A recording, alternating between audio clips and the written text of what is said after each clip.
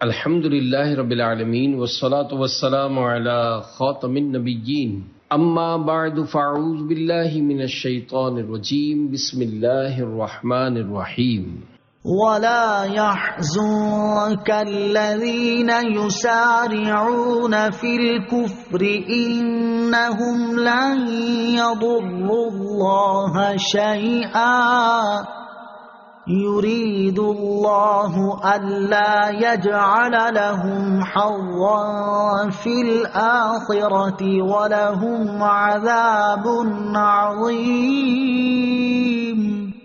ترجمہ: ارے حبیب تم ان کا کچھ غم نہ کرو جو کفر میں دوڑے جاتے ہیں، وہ اللہ کا کچھ نہیں بگاڑ سکیں گے۔ اللہ یہ چاہتا ہے کہ ان کا آخرت میں کوئی حصہ نہ رکھے اور ان کے لیے بڑا عذاب ہے۔ وَلَا يَحْزُنْكَ الَّذِينَ يُسَارِعُونَ فِي الْكُفْرِ، ارے حبیب تم ان کا کچھ غم نہ کرو جو کفر میں دوڑے جاتے ہیں۔ حضور اقدس صلی اللہ تعالی علیہ وسلم کی تسلی کے لیے یہ آیت مبارکہ نازل ہوئی کہ آپ ان لوگوں کا غم نہ کریں جو کفر میں دوڑے جاتے ہیں اور اس کے لیے کوشش کرتے ہیں، خواہ وہ کفار قریش ہوں یا منافقین یا یہودیوں کے سردار یا مرتدین۔ یہ سب آپ علیہ الصلوۃ والسلام کے مقابلے کے لیے کتنے ہی لشکر جمع کر لیں، کامیاب نہ ہوں گے۔ اور ان کے حق میں اللہ تعالیٰ یہ چاہتا ہے کہ قیامت کے دن لوگوں کو ملنے والے ثواب میں ان کا کوئی حصہ نہ رکھے، اسی لیے اس نے انہیں ان کے کفر و سرکشی میں بھٹکتا چھوڑ دیا اور ان کے لیے اخروی ثواب سے مکمل طور پر محرومی کے ساتھ ساتھ جہنم کا بڑا عذاب بھی ہے۔ تو اے حبیب صلی اللہ تعالی علیہ وسلم، جن کے لیے ناکامی، محرومی اور دردناک عذاب مقدر ہو چکا ہے، ان سے کوئی اندیشہ کرنے کی ضرورت نہیں۔ ان الذين اشتروا الكفر بالإيمان لن يضروا الله شيئا ولهم عذاب أليم۔ ترجمہ: بے شک وہ لوگ جنہوں نے ایمان کی بجائے کفر اختیار کیا، وہ ہرگز اللہ کا کچھ نہیں بگاڑ سکیں گے اور ان کے لیے دردناک عذاب ہے۔ ان الذین اشتروا الکفر بالایمان، بے شک وہ جنہوں نے ایمان کے بدلے کفر اختیار کیا۔ ارشاد فرمایا کہ وہ منافقین جو کلمہ ایمان پڑھنے کے بعد کافر ہوئے، یا وہ لوگ جو ایمان پر قادر ہونے کے باوجود کافر ہی رہے اور ایمان نہ لائے، یہ اللہ تعالیٰ کا کچھ نہ بگاڑ سکیں گے، بلکہ ان کے کفر کا وبال انہی کے سر آئے گا۔ وَلَا يَحْسَبَنَّ الَّذِينَ كَفَرُوا أَنَّمَا نُمْلِي لَهُمْ خَيْرٌ لِأَنفُسِهِمْ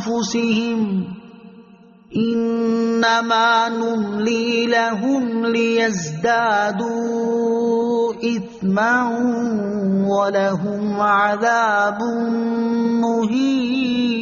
مُهِينٌ۔